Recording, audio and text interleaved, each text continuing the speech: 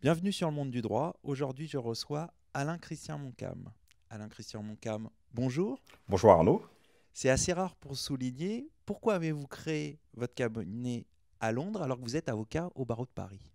Écoutez Arnaud, effectivement, après une longue carrière dans des cabinets internationaux, notamment un cabinet anglais, j'ai eu l'opportunité de passer le barreau de Londres.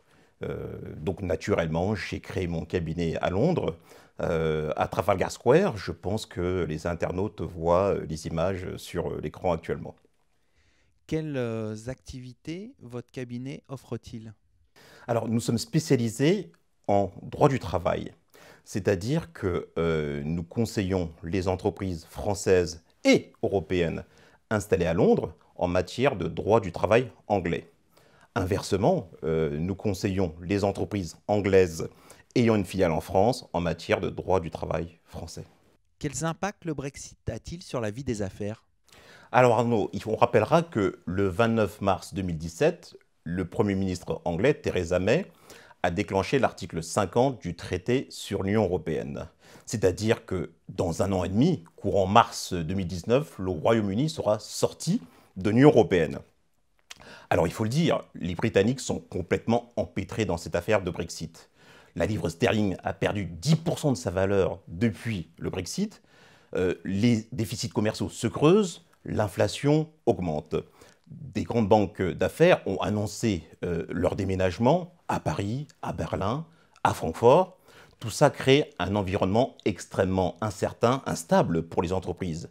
C'est pourquoi nous conseillons les entreprises en matière de restructuration, c'est-à-dire licenciement collectif, c'est-à-dire transfert d'entreprise. S'agissant justement des licenciements collectifs, sont-ils plus souples en Angleterre qu'en France? Alors Arnaud, juste trois chiffres. Tout d'abord, les seuils.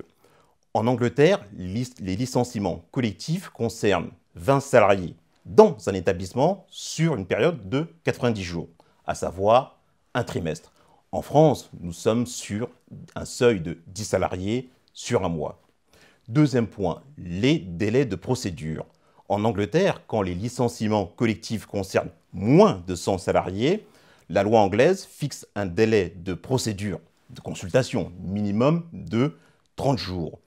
Au-delà de ce seuil de 100 salariés, le délai de procédure est de 45 jours. En France, on rappellera que suivant l'ampleur des licenciements, le délai de consultation varie entre 2 et 4 mois. Troisième et dernier point, les organes de procédure. En Angleterre, il faut consulter les syndicats dans l'entreprise ou des représentants élus. Il faut également consulter chaque salarié sur les raisons pour lesquelles il a été sélectionné pour le licenciement et également les mesures de reclassement. Vous expliquez donc qu'une entreprise n'a pas besoin de préparer un plan social comme en France? Formellement, non Arnaud, il n'y a même pas d'inspecteur du travail pour homologuer les licenciements collectifs comme on le voit en France. L'idée en Angleterre, c'est qu'une entreprise en difficulté doit se restructurer le plus rapidement possible. Quelle nouveauté par rapport au droit français y a-t-il en matière de transfert d'entreprise? Alors Arnaud, les transferts d'entreprise, c'est un mot compliqué pour désigner une situation où une entreprise en rachète une autre, ou bien externalise ses activités.